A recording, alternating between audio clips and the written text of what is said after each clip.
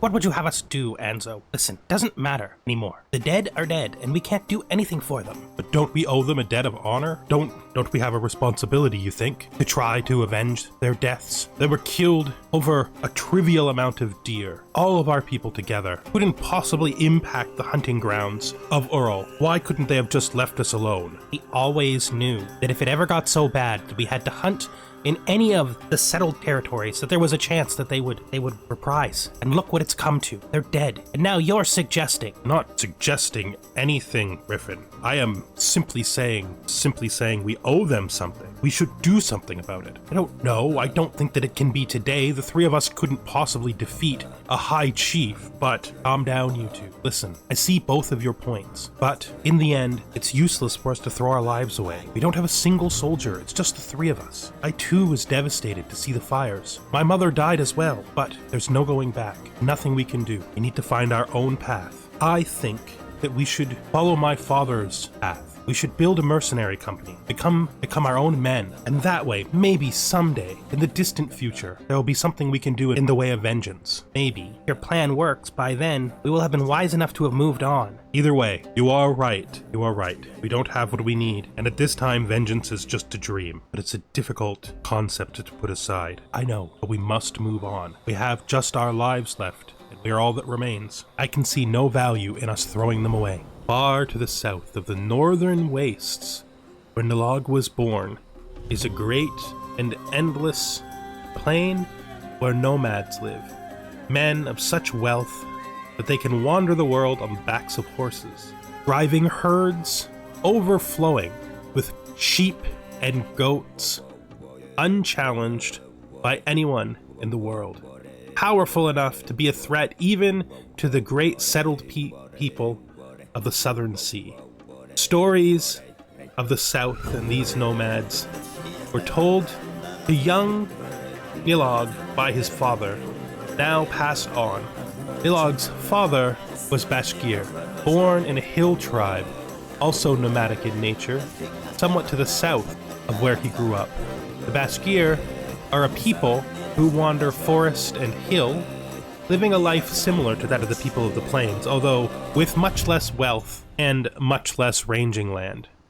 Nylog's father was a mercenary, and he traveled north until eventually he fell in battle and, unable to return to war, lived his days out as the headsman of a tiny northern subsistence tribe that lived much the way his people had before he'd become a mercenary, traveling throughout the tundra of the north, extracting what food they could, living as best they could in the harsh, cold terrain, and avoiding the lands of the more settled tribes south of them, simply because such tribes would devour them if they ever were forced to enter their territory for long.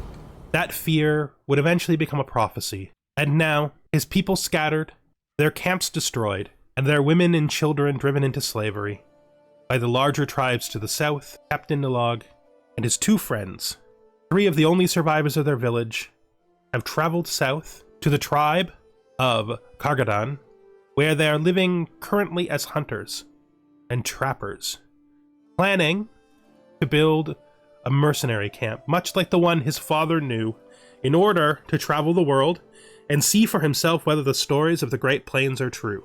This is Out of the Wasteland, my brand new slow RP Cons of the Steppe series. You might find yourself wondering, it's Cons of the Steppe, why are you starting as a mercenary? Well, it's because Cons of the Steppe has so many rules changes and so much going on that in my playstyle, where I try to integrate story in, if I'm trying to learn too many mechanics while I'm playing, it will greatly hinder the way the story runs.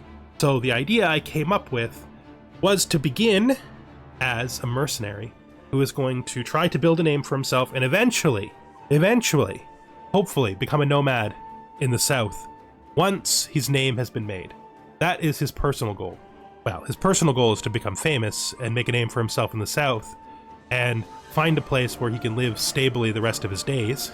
He is nomadic in his heart, taught by his father, who was a nomad and then a mercenary, and living among small-scale nomads in the north. He isn't exactly the kind of man whose sentiments or tendencies would lead to settling, making permanent camps, and claiming territory in the way that the landed peoples do. Still, even if it were his dream to go south and become a great nomad, he needs to start someplace because he literally has nearly nothing. He has the provisions that he's hunted up for his camp so that they can eat, and a tiny amount of gold, and his 2 closest friends who were out hunting with him when the village was burned, well, when the camp was burned, and that is all he has. He is brave, stubborn, and humble. His humbleness manifests as a tendency towards seeing all people as equal and valuing people for their contributions, not for their societal place. He tends to underestimate his own skills, but mostly he underestimates his own skills in that he holds other skills higher than his own. This leads him to taking everybody's opinion into consideration when making decisions for the mercenary company. He's stubborn once he gets an idea in his head. He does not change his mind, but he's brave. And those two combine together to mean that he expects people to follow his bravery and to be brave themselves. He doesn't like it when people don't show initiative, when they don't fight for the things that they desire, and when they don't fight for the camp itself. When they fall behind, he has a tendency to not change their mind and think of them as being a burden, a weight to carry, a mouth to feed that doesn't contribute. And because of his nomadic upbringing, because of his father's beliefs, his religion, and the beliefs of the tribe that he grew up in, people who don't contribute get left behind. That's just the harsh reality of the world. It doesn't make him cruel, but it doesn't cease to be true. Ural the Giant is vengeful, and it's the only one who speaks of trying to gain the strength to avenge their people on the Ural tribe that drove them near extinction. That being said, he is both patient and content, and he can see that Nylog has no intention of taking any vengeance, at least now. So he hopes that as the mercenary company grows and becomes stronger, he will be able to change his mind on that issue. Whether he can do so, we'll have to see, because he's going to be pushing against Nylog's stubborn nature whenever he tries to encourage him to do anything else other than travel south, explore the world, and see the lands where his father came from and the lands where his father's stories were from. As for Nyanza, the Griffin, he is an extremely pragmatic man. In fact, he's probably the least focused of the three. After the death that he saw and having to bury the few people that weren't taken away as slaves, he simply wants to move on. He never really took well to the life in the harsh north. Very few people do, and he dreams of a better life in the south. He's extremely skeptical on the idea of seeking revenge, because he doesn't think that it serves any purpose. Vengeance doesn't bring back the dead, it simply makes the lives of the living harder. And he honestly believes that the three of them would be able to do better and make better futures for themselves any place other than here. His fickle nature means that he tends to suggest that they move on often. He doesn't like to stay any place very long. Although, if they have a variety of jobs, he might be a little less, might put a little less pressure on Nylog to move on. And that's our start. That's who we are. Now, we are not against taking criminal jobs. There are literally no jobs where we're currently camped. We do have enough provisions to move on. And right now, I think that now that the decision to become mercenaries has officially been taken, we're in a camp, and Arvo is willing to accept the fact that vengeance is going to have to wait for some time, it is possible that they might decide to move on right away. But if we were to move on, we wouldn't go too far. Really not realistic. First of all, it's winter, which means traveling would be terrible. And second, we have no money and no food and no prospects for changing that.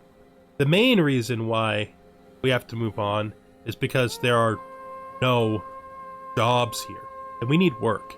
We can't just camp outside of this place forever without making the local tribe a little bit upset with us. We have the fear that they could drive us off at any time. We're not exactly foreigners, but we are strangers. And that means, realistically, we need to fear that our welcome here will be very, very short-lived. Probably should decide on positions before we go much further. We need a second, that's for sure. Arvo the Giant would make a good second, so we'll put him in the job. It'll also... He's also happy that that will give him a little bit more influence because his desire for revenge is pretty strong. I mean, he is content. So he does accept the situation, but that doesn't change the fact that he really wants his vengeance. He really wants to see these people punished for destroying their camp. But that's simply far beyond anything we can do. The vast territory, we have literally no strength at all. Arvo would also be a decent caravan master. We have nobody who would make a good physician. They're both average bodyguards. I don't think we need bodyguards though. We're all good warriors. I don't really need a bodyguard. I can fight for myself, so that's a thing. We should probably try to gather provisions. I think that's a good idea. So let's see what we can do. I think we would definitely use snares because snares would be a big part of how our people would hunt. Oh, I'm wounded. That's not good. Well, we didn't even need the provisions, but that doesn't mean we wouldn't do it. Hopefully this wound isn't going to be too hard a thing. We're going to have to visit the tribal holding and see what we can find there. Because we have nobody to treat my wound, and wounds on the road can be really dangerous. We are young and super healthy, so that helps. Let's begin by mingling with the locals. But we do like to listen to stories. Our whole life has been inspired by stories. We could do recruitment. See who this woman is. She's a little old for us, so there's no interest there really. Let's see who's up for recruitment. Okay, we have this young woman. Well, this middle-aged woman, really. She's a good diplomat. I mean, nobody has that skill, for sure, but it's not exactly what we're looking for.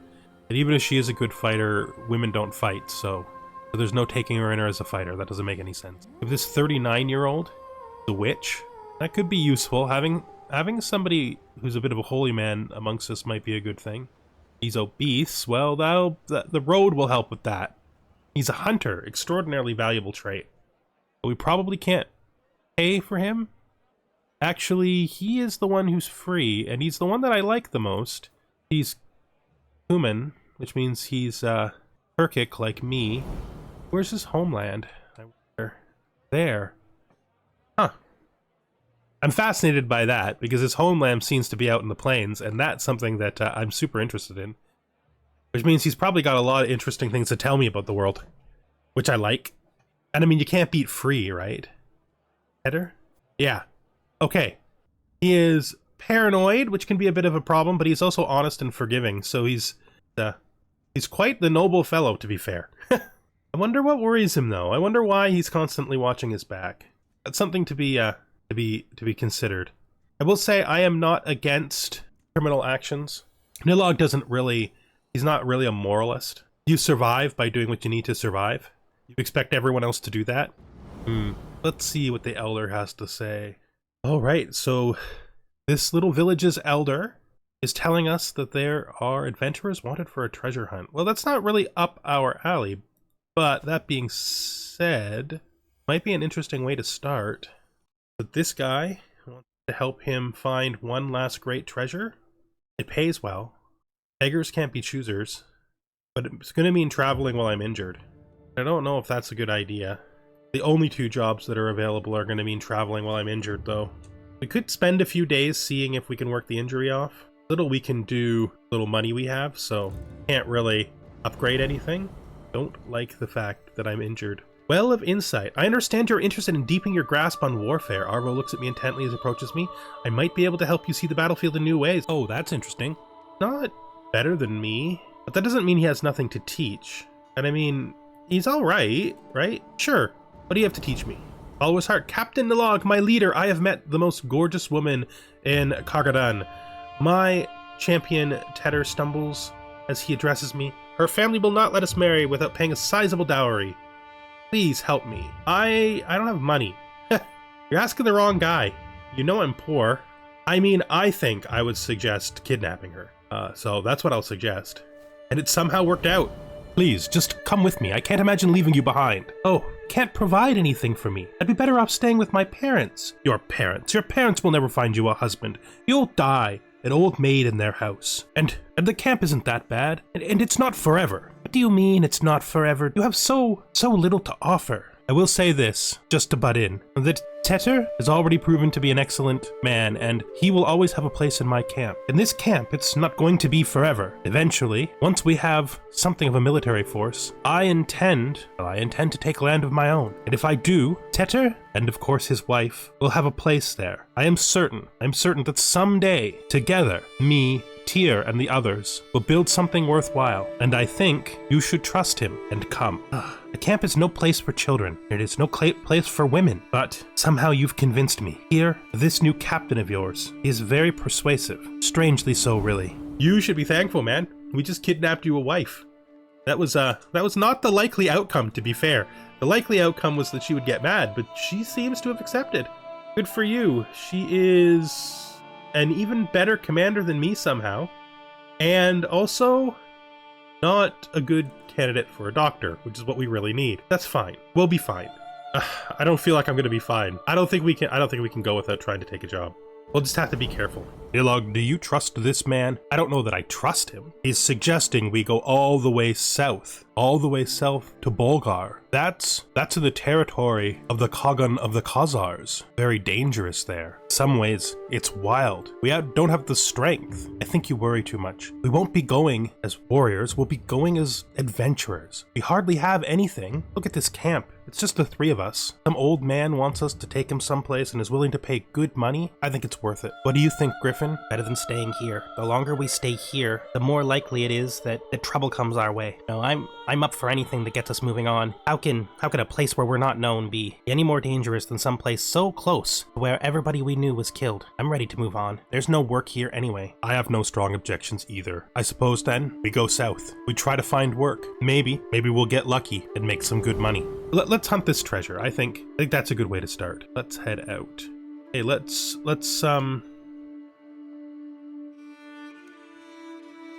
see, right? If it's super far away, we won't be able to move our camp because we won't have the provisions. Oh geez, he wants us to go all the way south. It is very far. I mean, it does align with our intent, to be fair. We don't have a caravan master. Tetter, our new guy, it would be a good one, so we can put him in. Seems like a good idea. It cleans up all the danger. It doesn't look like we're gonna run out of food. There really is nothing for us here. That being said, Arvo is not gonna be happy, content or not, that we're moving so far away from home so early. But I mean, it's just one journey, right? It's just one journey. Let's do it. Let's go. Let's hunt this guy's adventure. We could use the money.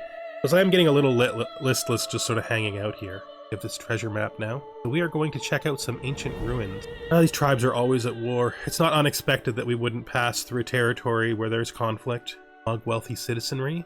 That could be. In a few days' time, my miserable nephew, Chieftain Hitchik, will travel through Yar Kali. If you will orchestrate an ambush to capture him, I will reward you generously. If you accept my offer, you will get half of the money now and half when you do it. Who is this guy? So he is the High Chieftain of Volga, Bulgaria, eh? We owe him nothing, but we don't want to start off by making a bad name for ourselves. He won't like it, but not very much if we say no. We'll just pass through his territory and probably never talk to him again. We could rob him. I do kind of find myself interested in the prospect of robbing him. You know what? No. I'm brave, right? And truth be told, this character should not be thinking too much about the consequences of things he's doing. He should be picking actions that seem brave and likely to succeed at his goal of thriving instead of, surviving minimally. And then he should just do those things. I'm not that kind of person, not the kind of person who should be looking at the negative outcomes too much before deciding what he would do, right? And I feel like he would really want to do this because he's brave and it's really good money. And we did it. Good for us. So our bravery has been rewarded, which means we're probably going to take a lot more risks like that in the future. Really interested in figuring out where the High Chieftain is from relative to us. Here's where he's from. I wonder if we might not move into his territory and do more work for him. Tribal realm. It looks like a lot of nicer place to live than where we were, that's for sure. Mostly rolling plains, really. Yeah, not steppes. Plains. Such difficulty. To foul our hunting on the very first attempt, that's bad luck, That has got to be some sign from the heavens that we've things aren't going to go that good for us. We'll just have to keep it in mind, though, right? Just as we're about to set out, it starts pouring down. Rain as far as the eye can see. I can't help but curse my poor luck. Bad luck again. I had seen the dark clouds come for a while. Yeah, I had. If we want to make our journey on time, we'll have to set out, but it's risky to journey with the weather being what it is. I definitely would move on because I'm not really afraid of getting sick. It's just a little bit of rain. Wonder how everybody else would feel. Probably also similar feelings to me. I mean, he's a woodsman. He's used to bad weather. I think he would think we would be fine. So Tedder, I think we'll go with moving on. Iroh's patient, so he probably would want to rest, wait it out. He's probably the most likely person to be actually worried about my condition as well. Probably more worried about my condition than me, to be fair. And of course, the unexpected one is Calm. I think he would also suggest we stay, because we're gonna have to use the wife, also patient. I think everybody's gonna convince me to stay. I think I would be totally pushing for moving on, but everybody else together will talk me into staying. So we'll delay the 7 days. It's fine. It's not gonna cause us any problems. Lay of the land. None in my camp are intimately familiar with the terrain in Samar, and such lands are not to be trifled with. It is for this reason that I find myself standing in front of a local guide, bartering for services to be rendered. It's no joke out there, she offers, drawing air in through gritted teeth, a theatrically worried gesture. You'll need either these maps or my services. I can tell you that for free. But she is right. There is something about her demeanor that makes me hesitate. Well, for one thing, she's just a kid. I could spend 50 gold to get the detailed maps. If I hire her, she becomes the caravan master, and I don't want to replace Header. I think that he'll do a better job than she does. But I could buy these maps. I think we do. I think we buy the maps. That way, we don't have to trust the woman. We can read maps just fine. And I'll just equip this right now. There we go. Treasure map, a bird in the hand. We arrive in the Yalaki countryside early afternoon and begin looking for clues as to where the marker on the treasure map might point. Walking about the forest, I notice a well-hidden cavity in a rocky cliff. It leads into a small cave. After over an hour, I find a partially covered hole with a small wooden chest within. It's almost empty, but for a handful of Pecheneg trinkets. Okay, well, we came here on a job. I don't want to betray my employer for such a trifle thing. Parrish can barely contain his excitement as I return to his tent. It was already ransacked. He sighs heavily. An adventurer's life doesn't go out with a bang, but rather with a whimper, I suppose. Well, you've humored me in this folly, and have my thanks. Well, you know, what can you do, right? Let's stay in our camp here for a bit. We do like to camp in the wilderness. We're going to upgrade our pavilion. Actually, maybe we shouldn't. I think maybe the first thing we need to do is upgrade something useful for making our lives better. Either the mess tent or the supply tent. The supply tent gives us the quartermaster. The mess tent gives us the chief cook. We could also do the roaring campfire. Yes, we could also do the roaring campfire. Let's do the roaring campfire. I think it makes the most sense considering how often we're going to be spending out in the cold. In fact, it is deep winter right now. We're just out in the wilderness. Isn't a bad thing, but there are no jobs themselves in a place with no work. We're gonna have to make a decision. Do we go north and see if we can get more work out of this high chieftain who paid us for that ambush? I think it might be a good idea. It does mean staying in this region for longer than we originally planned to, which could upset Arvo. So, I mean, he usually takes everything well, right? Means to an end. Freedom is easy to enjoy. No obligations, no counselors yapping, no dignitaries to entertain, none of the downsides of the trappings of power. Yet these freedoms are dearly purchased. The constant scraping for survival wears thin. Increasingly every night I yearn for a proper bed. Well, I mean, this has been our life for our whole life, right? I quite enjoy this life. Yeah, I do, to be fair. My life has always been one of the road, so I don't really feel any resentment towards it. Head up to his territory and let's see if we can find work. And this guy was pretty generous with that ambush payment, so maybe someone in his holding will be able to tell us where there's work. Well, there's criminal work.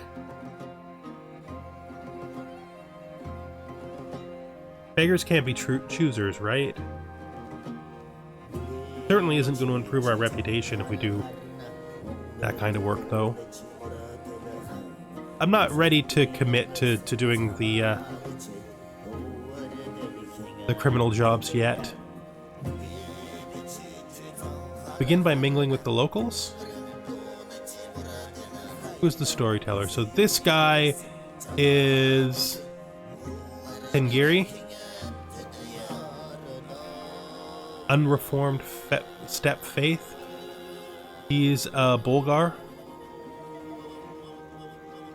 Where are they from? Oh, actually where we are. So he is a local. He is a local. They are quite different from our people, even though they literally neighbor with us. They're a very different culture. Very interesting. There are so many cultures, different Turkic cultures around here. I think we're just going to tell him that the story was great. Move on. Alright, let's look at who this woman is. She is 29, which is too old for me, that's for sure. Which could use a diplomat. Pickle. Trusting and compassionate. She might be a good companion for the Griffin. Yeah, that could be a good match. Sure, we'll bring her on board. It is super important that we find wives for all our followers after all, and also for ourselves, although we have to be much, much more careful when we're picking a wife or even concubines for ourselves. 3 women, 26-year-old, 50-year-old, 47-year-old. Well, she's a very good steward, but I'm not sure we need one. I mean, I don't think she'd make a good wife, but she might make a good concubine. We probably could use the money. She's not really skilled, though, so she's expensive. It's not going to be worth it. Yeah, that's probably too expensive. So, let's just move on. Let's talk to the elder, see what he has to say. 2 more criminal contracts. It looks like we're being hemmed into a certain direction. It looks like we might just have to accept that if we want to make our way in the world, we might have to take some unsavory jobs. So this is a mug wealthy citizenry. Good citizens of Penza, so this is... Let's do it. I think it's worth it. So let's get out there and do some mugging. How are we ever going to become a mercenary company if we don't make money, right? Gotta start someplace. And we're not exactly moralists, right? The hard world. Sometimes in a hard world, you gotta do hard things.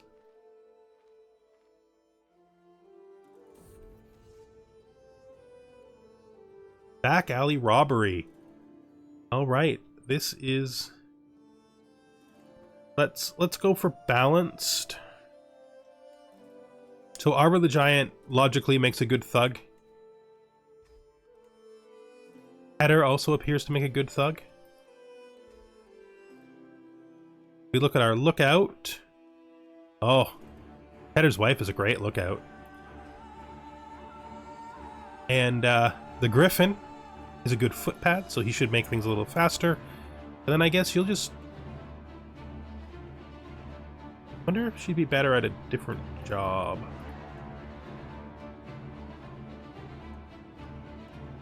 Definitely better as a thug, which seems a little strange. But that's not better. Almost not worth putting her in. We'll just leave her out. Just leave her out. That's fine. We can do without her. 44 days per stage. The maximum we can get is 66%. We're not going to do that well here. Not really surprising, though. This isn't really our thing. But we got to find money somehow. And hopefully we can get better at this kind of stuff over time. Hopefully. We're going to be here for a long time, though. That's not too bad. That's not too bad. Plus, we got to get used to working together, right? Ruin rambling, so we're going to wander around in some ruins. That's good. Well, let's try our luck. Covered a trinket. Alright, it's not that useful to us. Maybe we'll sell it back in town. Money's what we really need, after all. Today's labor has already been quite profitable, with several good citizens kindly donating their silver to our cause. This may be the richest yet. I recognize him as Balak, a local magnate of some small wealth, and perfectly suitable quarry, if perhaps not the richest on offer. Though almost imperceptible, I hear the sound of well-oiled daggers being unsheathed all around the alley. Knives out, let's do this. Quiet, but clear. 85% chance of success is a prowess challenge, that's what we would do. For sure, it's also the bravest way to rob. We've intimidated him into giving us money. The plan, man. Got a grudge? Come settle it. Pretty sure I am gonna win any fight between the two of us, to be fair. Back alley robbery. We are too successful at this. We might just get too much of a feel for it. We're really not that good at it, but especially when we look at this guy, because he is a much harder target. But I mean, what works works. I mean, I want to be fair about this. I'm brave, right? I'm not gonna let any target pass. There we go. There is a lot of money to be made in criminal endeavors. And you know, you got to start someplace, right? We can clean our reputation up later if we have to. We need to buy men, pay their salaries, expand the camp, and all of this requires money. Sometimes you got to do what you got to do, right? That's what the harsh wilderness teaches you. It's kill or be killed. Starving soldiers. This guy is starving. He's a soldier. Is Tengiri. See where his culture up there. We have a lot in common with their culture is just quite common with my culture. We're storytellers, but we're forest folk. They have sacred forests. We both have devoted horsemanship. Like we might get along with this guy. We might see some of his tragedy, our tragedy, and his tragedy. I'm not gonna rob him. I'm gonna take him as another blade. Or I forget, I need to do that marriage. Put this aside for a second. I was going to marry the new woman to the griffin. Do that. If we put it off, I mean, there's less likely chance they'll have children, and we do want them to have children. Make sure that happens. The griffin needs a wife after all. She's not that old either. We could knives out on this guy. I mean, who are we kidding? We've gotten good at this, at least in our mind. We've been succeeding every single time we tried, and we're brave. So let's do it. I'm starting to feel like we might just be born bandits. You know, for all of our high ideals at the start, we seem to be maybe a little bit too dependent on just a force of arms to get our way. Okay, so 66% is not that good a chance to succeed. To be fair, I could get it to 70 if I wait, but I think we're just gonna execute. Our scheme was just discovered as I was saying we were gonna execute. It's just one breach. I think we'll be fine. Let's just execute it now and take the 66% chance. If we don't do it now, it's not going to get better. We're taking too much risk. We're not good at this. Thanks to Belmic's utter inability to enforce order on the streets of his own capital, the blades of the Ember are able to shake down more... Thanks to Begmelik's utter inability to enforce order on the streets of his own capital, the Blades of the Ember are able to shake down more of the collective citizenry of Penza for everything they've got. Not an honorable way to live and earning, but perhaps, but profitable extremely. Still, the first lesson any aspiring criminal learns is when to quit. With our coin made, it's high time we left before the Beg gets wind and comes looking for us. Yeah, we gotta get out of here. A friendly clamor. So the camp is starting to become a place where there's real camaraderie. I'm gonna sit by the fire. I'm gonna participate. We're not above these people. We're near their equal. We made it out with some good money. Our intent, though, is not to stay as criminals. We are not, this is not a criminal endeavor, okay? Not a criminal endeavor. This is intended to be a mercenary band. So now that we're back here, I think what we're gonna do is we're gonna buy troops. Well of insight. Arbo has shown me the ins and outs of river crossings and landings. My final test is a mock battle against him. Pair the ranks. Can we do it? Ah, nice. We are now forter. That will be very useful in the future. This is one of the better simple military traits. Goes pretty well with our organizer too. Gallows bait is fine. We're never going to get executed, right? I think I'm about ready to end this first episode, but there's a few little more things we want to do. First, we want to get this guy to accept our presence, so we will try to sway him a bit. Just a bit, though. If it goes really awry, we'll consider other things. We're going to create a men-at-arms regiment. There are these heavy cavalry, but I don't think that's where we're going to start. I think we're going to grab horse archers first, logically. Oh, I should add, for this game, I'm not doing the sway rule anymore. I'm going to keep the friend rule, but I just think that sway needs to be more useful as a tool, and that there's just too much precedent for trying to get people to like you pragmatically for me not to be able to raise people's approval. I think it's a problem better solved not by a rule, but just by me not doing things that the character wouldn't do. So let's start a unit of horse archers, and then let's increase it one time. That leaves us with some money left over, you know? For now, we're probably going to continue on our criminal ways. Next episode, we'll do this, mug wealthy citizens, maybe check and see if there's more jobs. We really need money if we're going to build up our military fast enough. We can't take any military contracts until we have at least a full unit of horse archers, and then maybe something more stable on the ground to support them with, like pikemen or something. We'll have to see. But with that, I think we're going to bring the very first episode of our brand new series to an end. Thank you for watching Out of the Wasteland. Goodbye for now, and I hope to see you in the next one.